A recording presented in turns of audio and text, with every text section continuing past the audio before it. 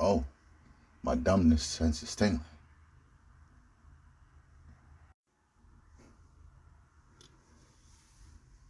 Huh. Woo. All right.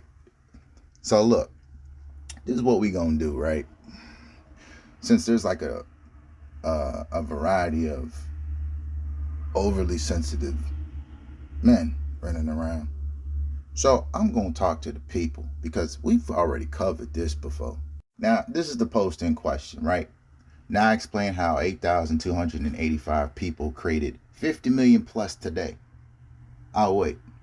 So, people, let me explain this story, right? Let's start off at the beginning because this stuff's unbelievable, right?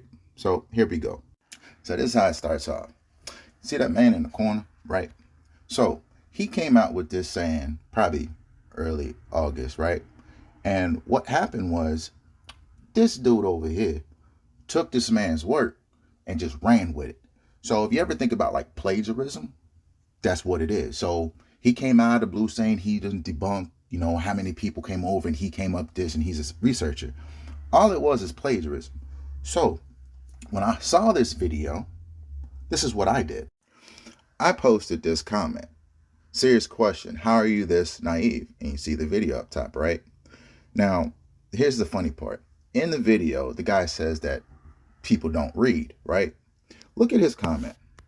Called bloodline and genealogy, and we are not natives, we are Aboriginal Americans. Naive. He goes off on something else. So I even referenced that. My man, naive, right? Without the T. You posted a video where the guy said people don't read, and you just did that. Now, if you look at the bottom, what I wrote.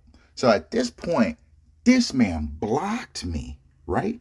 He blocked me. Not only did he block me, we also got into a live, right? And not only did another person explain how he was wrong about those figures, the 8,000 figures, I also did it at the same time, and he couldn't understand what a variable was.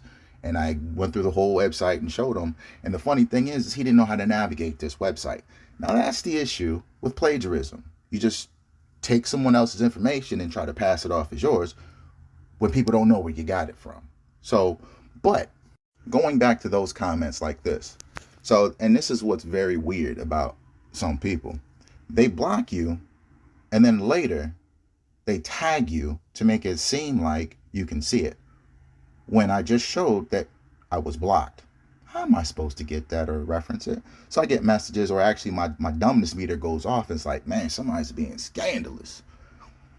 I don't know. I guess that's how people are made. I mean, I don't know about the whole sensitive thing. But anyway, now let's get into it.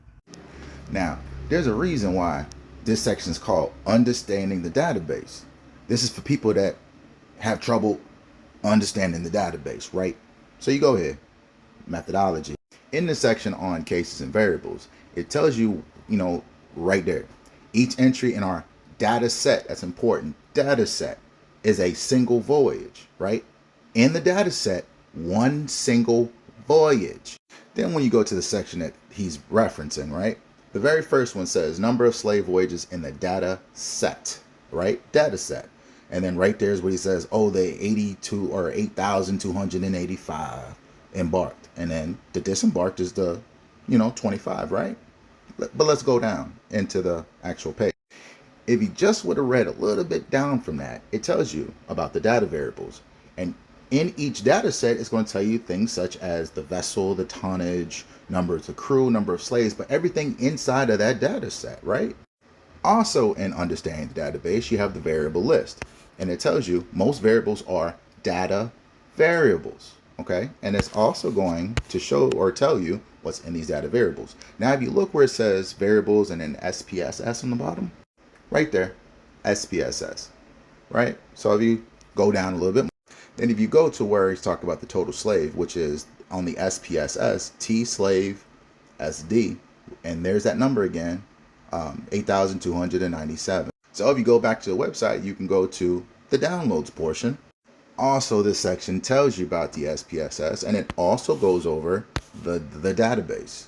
But in this section, you can scroll down, and it gives you the SPSS file, which is a statistical software, which I explained, and I don't think he understood what that was. But actually, to make it easier so you don't have to go through the SPSS file because you need to download a specific software in order to run that, you can just go to the website right under enslaved people, put in those numbers, and you see where it says total embark, do at most, just do something really high. And then total embark at least 1. So you'll get some results, and then just hit apply. Then what happens is, if you look at those results, you see how it says 8,327 up in the corner, like right there. You see it?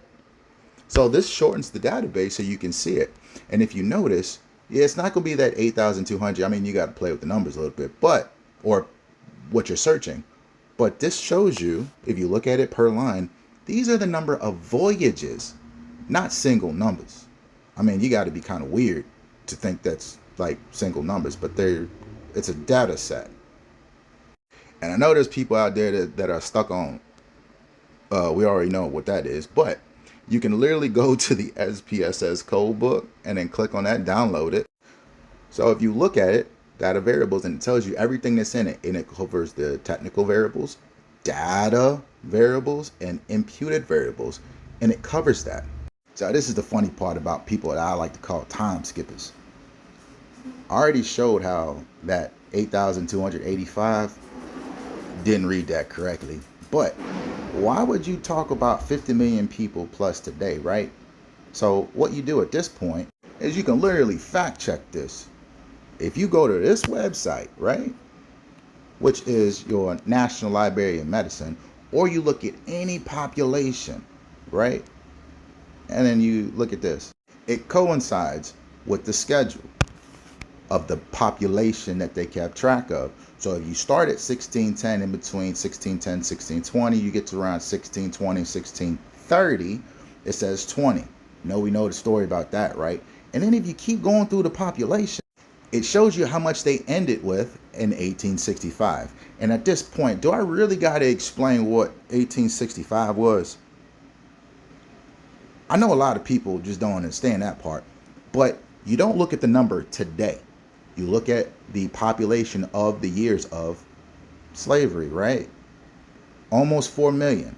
So that 300,000 that came to North America, go through the population and actually look, and you'll see that it was a population increase. Now, since some people live with their mom and that's like some kind of weird flex when they're like, oh, I can ask my mom because they live with their mom at whatever age they are. Have them explain what birds and bees mean, because if you have a population, so not only do you have people that are actually coming over, you have people actually making families.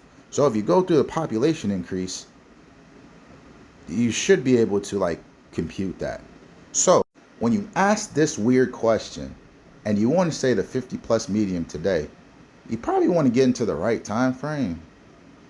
If not, I don't know what else to tell you. But man, look, I don't know what's wrong with y'all or what's wrong with people like that. But anyway, I hope I learned y'all something. And so whenever you see like people like keep on bringing it up to 8,000, at least you know how to actually question that, because they ain't reading that correctly.